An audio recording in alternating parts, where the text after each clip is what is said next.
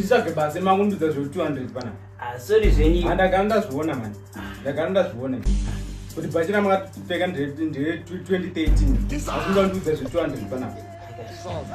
200 mudaita sei? Mari yacho mumboshandise chipo.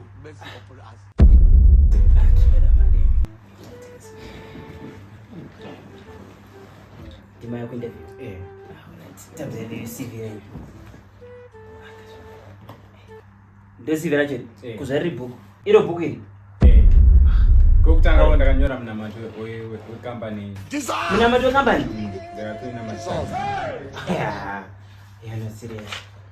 Ko CV muna number page 53. 53? Yeah. Yeah. The way sent. Okay.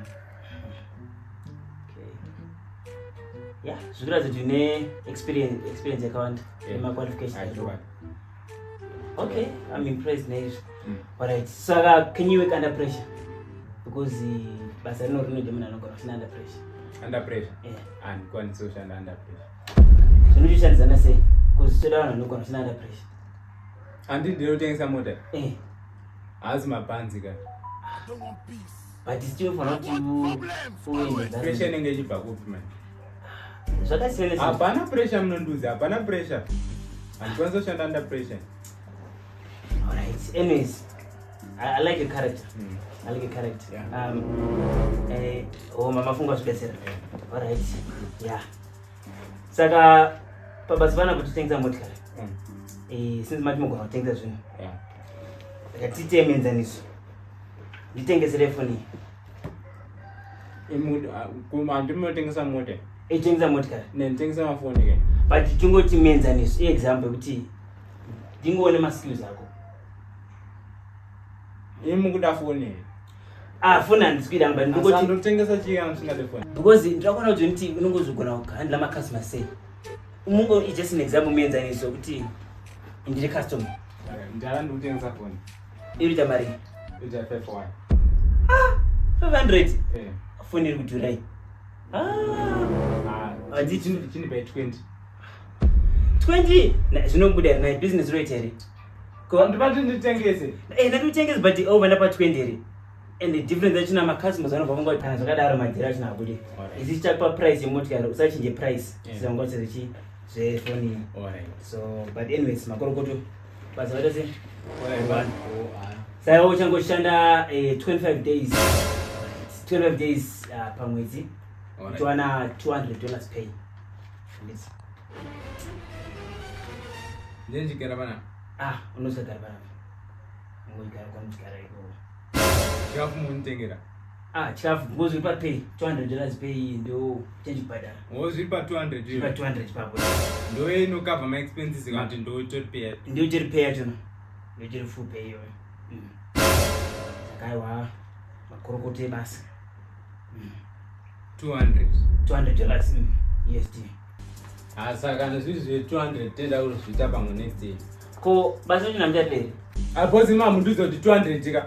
Aiwa 200 tika ndo set pay salary tinopa vanhu vese panapa. Vanhu vese ndiani ku? Indiri vanhu vese ere.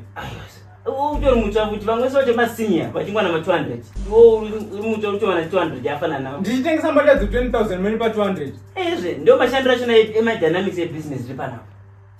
Ndimaka apply basa panapa. Aiwa business yenyu yakadhaba. Kora dzaka sei? Ini ndatanga nemunamato ndakuna matire panapa. Muna ma 20 tinogamuchira pano. But ndo pay iripo atigondochinja nekuti ni maisa muna ma 20 iripo. Muchitengesa mota dzinodhura. Ndizvo but ndo kuti business yarifambi. Hapana business ramunondodzenza. Aiwa.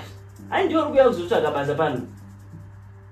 Ini nditora mufundisi ndatosiya vanhu vakatoungana izvezvo. Kuti nditsvage basa makundudza zvo 200 panapa. Sorry zvenyi. Ndakanda zviona man. Ndakanda zviona. Kuti bachira makapfeka ndire 2013. Asi mundandudza zvo 200 panapa. 200 mudaita sei? Mari yacho mumboshandise chipo.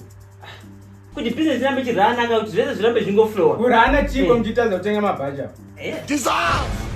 Kuranya chicha munorana. But anyways, ndikunzwisisa kuti ndikuziva kuti zvinhu zvakaoma. Bari. Samurira basa racho namuda sei apa makutse. Kana. Basa ndichadi. Basa nyira kadhakwa. Ko chingwa che muda sei chingwa chichibhadhisa. Chingwa cha 20. Wessy mama ndiswedze panapa nenzara ndicho. Muchindifadza. Dakuti 200 dollars iripo. Tatoita zvimwe zvinhu panapa. 200 dollars inoziwana iripo but inoona kupera kumwedzi. Mwashanda 25 days.